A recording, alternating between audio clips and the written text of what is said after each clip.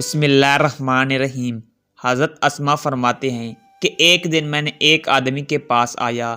اس سے پہلے بھی میں اس کے پاس اس کی سخاوت کی وجہ سے آتا رہتا تھا، لیکن اس دن خلاف معمول اس کے دروازے پر ایک دربان کھڑا تھا جس نے مجھے اندر جانے سے روک دیا اور کہا، باخدا اے اسما، میں تجھ جیسوں کو اندر جانے سے روکنے کے لیے آج صرف اسی وجہ سے دروازے پر کھڑا ہوں۔ اس کی خواستہ حالی اور تنگ دستی مجھ سے دیکھی نہیں جاتی۔ میں نے کاغذ کا ٹکڑا لیا اور اس پر یہ شعر لکھا، جب کسی سخی کے دروازے پر دربان کھڑا ہو جائے تو اسے کنجوس پر فضیلت نہیں رہتی۔ میں نے رکا دربان کو دے کر کہا، یہ میرا رکا اندر پہنچا دو۔ وہ رکا لے کر اندر چلا گیا۔ تھوڑی دیر بعد وہی رکا واپس لے آیا۔ اس کی پشت پر لکھا تھا، جب سخی کا مال کم ہو جاتا ہے تو وہ پردہ ڈال کر قرض خواہ سے چھیننے کی کوشش کرتا ہے۔ اس رکے کے ہمراہ اس نے ایک تھیلی بھی بھیجی جس میں 500 دینار تھے۔ میں نے سوچا آج امیر المومنین کو کوئی تحفہ ہی دے دو اور اسے یہ قصہ بھی سناؤں۔ پھر میں نے امیر المومنین کو یہ رکا دیا اور دیناروں کی تھیلی دی اور گزشتہ واقعہ بھی سنایا۔ انہوں نے جب تھیلی دیکھی تو ان کے چہرے پر غصے کے آثار نمایاں ہو گئے۔ کہنے لگے، اس پر تو بیت المال کی مہر لگی ہے، فوراً اس آدمی کو پکڑ کر میرے حوالے کرو جس نے تمہیں یہ تھیلی دی ہے۔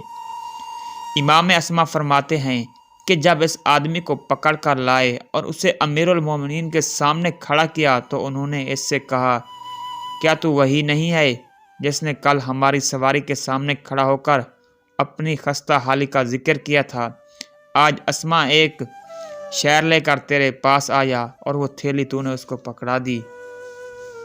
اس نے کہا، باخدا میں نے اپنی جس خستہ حالی اور زمانے کی سختیوں کا ذکر امیر المومنین سے کیا تھا وہ سب صحیح ہے، اس میں کوئی جھوٹ یا فریب نہیں ہے، لیکن مجھے اللہ تعالیٰ سے حیا آئی، اس لیے میں نے اسے اپنے در پر آنے والوں کو اسی طرح واپس کیا جیسے امیر المومنین نے مجھے واپس کیا تھا۔ امیر المومنین نے کہا، تو کیا خوب جو ان سے ہے، باخدا کسی عرب ماں نے تجھ سے زیادہ سخی نہیں جنا ہوگا۔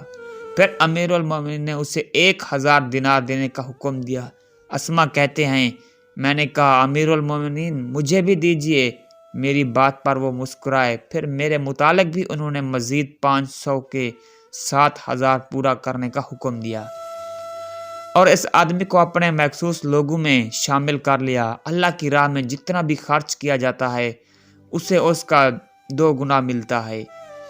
سخی بندے کا مال کبھی کم نہیں ہوتا بلکہ بڑھتا ہے، در حقیقت وہ کبھی گھاٹے میں نہیں رہتا۔ دنیا اور آخرت دونوں میں اس کو سخاوت کا برابر اجر ملتا ہے۔ مسلمانوں کی تاریخ میں سخاوت کی شاندار مثالوں میں سے بھری پڑی ہے۔ ایک ہی آواز پر صحابہ کرام نے اپنا سارا مال متاع اللہ کی راہ میں قربان کر دیا۔ اللہ ہم سب کا حامی و ناصر ہو، آمین۔